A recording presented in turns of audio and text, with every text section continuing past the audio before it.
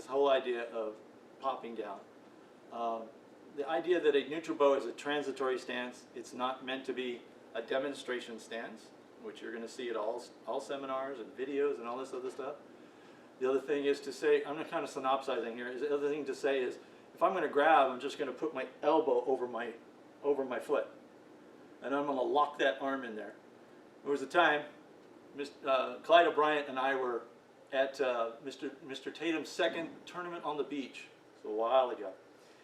And I had a student who was an Aikido guy. And he thought, okay, Clyde. He said, Clyde, you go ahead and grab me and I'm going to break loose. It was kind of pathetic because Clyde got a hold of the guy and just turned his wrist. And the guy spent like 2 minutes just trying to figure it out. After Clyde let go, he walked away crying because everything he had learned was totally useless. Now, Clyde is kind of it's kind of funny because Clyde at the time his work was to be up on top of an electrical tower pulling cable. Talk about Popeye arms. The guy was really strong. I remember trying to learn a certain technique, and it was just like every time I banged into him, he didn't move or anything. And that's a really good thing. Somebody locks in on you, your technique doesn't work, it doesn't work. Okay? So we're thinking Dave Brock, we're thinking Clyde, we're thinking, who else we're thinking here? Oh, Dave. Reviewing Dave for the through and to and all that other stuff. So this is how we do it. Not saying that anything that you guys are doing currently, those of you who are watching, are wrong. But try to remember. And I'm not saying this to be the last word, but a neutral bow is transitory.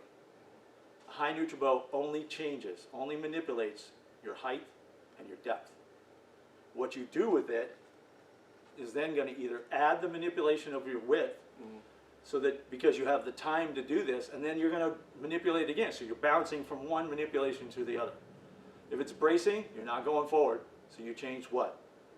You only changed width. And one of the important things I want to remember, the reason that we do these things, and the reason that we have something called, from a forward bow, break the heel, which somebody else has called, is because I want to make sure that my head doesn't go up to that transitory cat, and I'm obviously...